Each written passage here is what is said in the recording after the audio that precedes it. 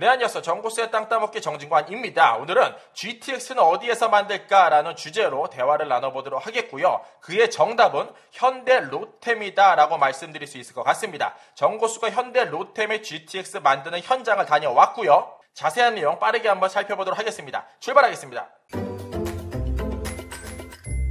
정고수가 최근에 이러한 영상 만들었었죠. GTX 조금 먼저 타보겠습니다 라고 해서 GTX 국민참여단 시작이라는 영상 한번 제작을 해봤었는데, 국민참여단으로서 본격적으로 활동이 시작이 됐죠. 가장 먼저 서울역 GTX 공사 현장을 한번 다녀와 봤습니다. 지하로 약 50m 엘리베이터를 타고 내려가면은 이러한 현장 모습을 볼 수 있었고요. 아직 레일만 안 깔렸다 뿐이지 거의 다 공사가 마무리되고 있었다라는 부분 체크해 볼 수 있었습니다.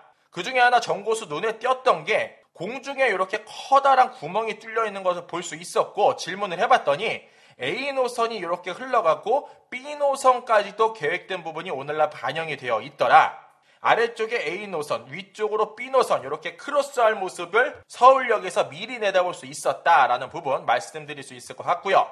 이렇게 보시는 바와 같이 위촉장도 받았습니다. 위촉패도 받았고요.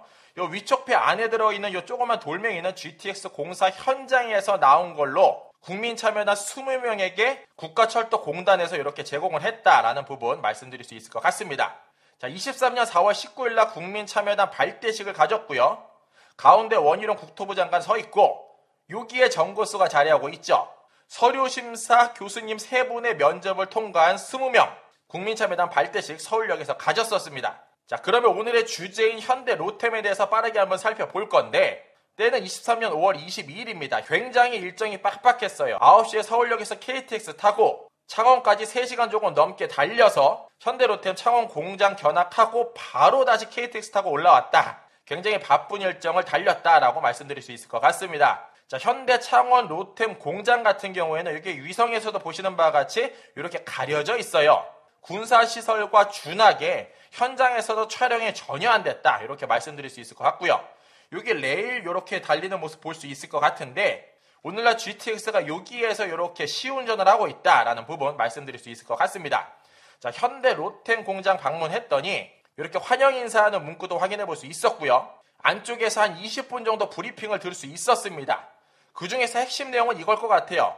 GTX 차량 사업 진행 현황이 되겠는데, 20년에 계약을 하기 시작을 해서 오늘날 다 만들었다, 시운전 중이다, 이렇게 간략하게 말씀드릴 수 있을 것 같습니다.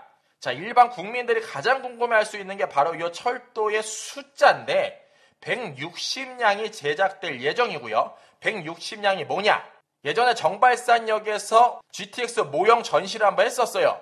그때 여기 제 뒤쪽에 있는 요게 한 량이에요. 요게 8개 붙여진 게 한 대고, 그게 20대가 만들어져서 운행할 예정이다, 이렇게 말씀드릴 수 있을 것 같고요.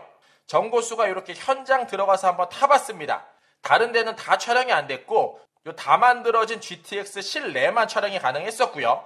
거의 대부분 제작이 됐는데 오늘날 바닥만 제작이 안 됐습니다. 그런데 국민참여단 많은 분들이 건의드렸던 부분인데, 이 바닥을 앞으로 카페트로 만든다라고 이야기를 해요. 자, 카페트로 만들게 되면 여러 가지 우려되는 부분이 있죠.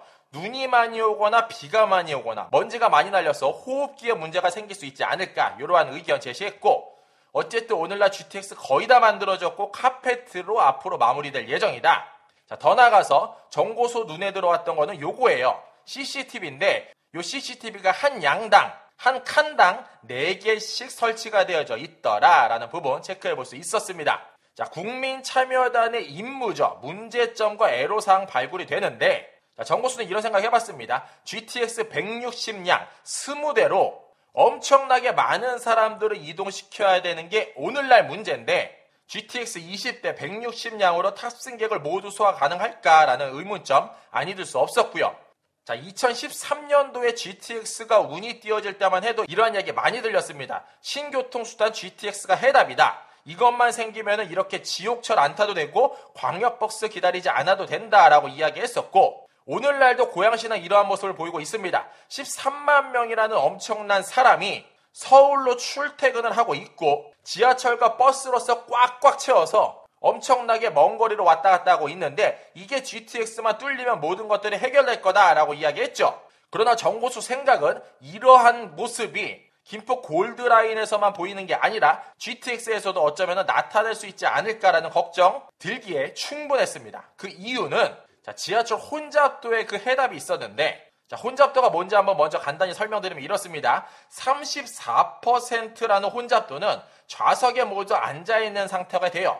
그리고 100%라는 혼잡도는 객실 통로 3열 입석, 각 출입문에 2명씩 서 있는 상태, 즉 모두 앉아있고 그 앞에 사람들 한 명씩 서 있고 그 사이에 사람들이 어느 정도 차 있는 모습이 100%라고 이야기합니다. 더 나아가서 230%가 승차 한계라고 이야기하죠. 발 디딜 틈 없이 사람들이 엄청나게 많이 서 있는 거, 호흡이 곤란한 상태까지 가는 거, 이게 승차 한계라고 이야기하는데 김포 골드라인 같은 경우에는 289를 이야기하고 있어요.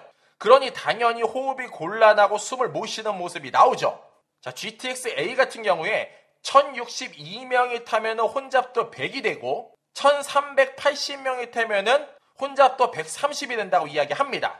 GTX 같은 경우에는 130을 맥스로 예상하고 설계를 했다, 이렇게 이야기하는데, 문제는 이거죠. GTX A라인 같은 경우에 운정, 킨텍스, 대곡을 이렇게 훑어 지나가요.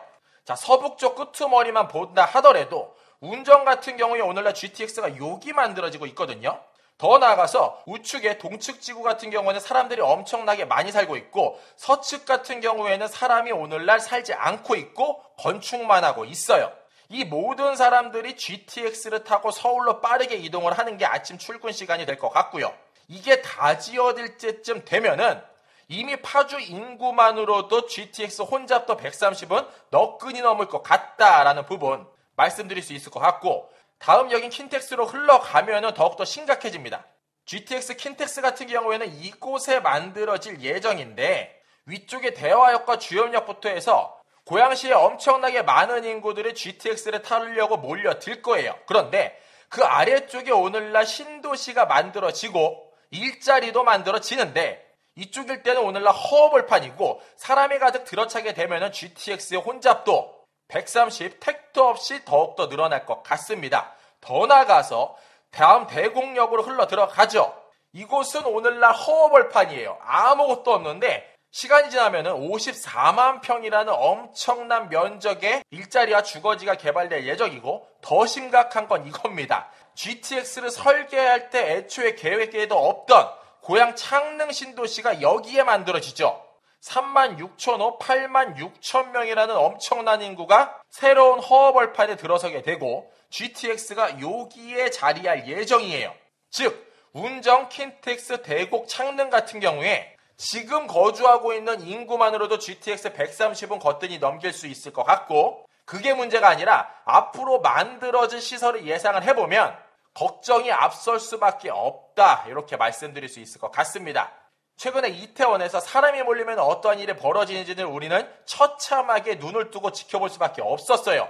따라서 이러한 문제점이 오늘날 예상이 된다면 160량 20대만 만들 것이 아니라 지금부터 발주 넣고 예산 배정해서 제작이 들어간다면 이 모든 시설들이 완성될 쯤 됐을 때 조금 더 짧은 배차 간격을 두고 많은 사람들이 이동함에 있어 불편함이 없고, 특히나 혼잡도로 인한 불편함을 최소화할 수 있지 않을까, 그 부분을 오늘부터 준비해야 된다.